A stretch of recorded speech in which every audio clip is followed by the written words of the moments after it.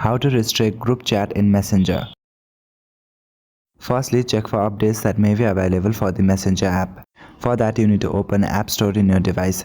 If you are an Android user, then open Google Play Store in your device. Now go to the search bar and type in Messenger and look for updates. If there are updates available, then update those. If not, then that means that your app has been already updated. Now you can go back to your home screen.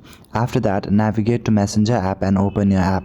After opening, you will see an interface like this. If you have not logged into your account, then you can do it now.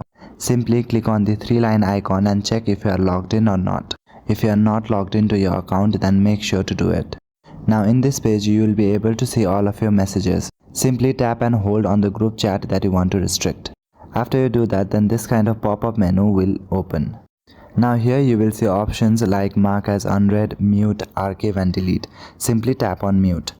Now you can select any of these options for 15 minutes, 1 hour, 8 hours, 24 hours and until I change it. Now you can select any of these options as you want. After this, you need to make another change. Now you need to swipe left on the group chat, after which you will see two options as more and archive. Now from these two options, select archive.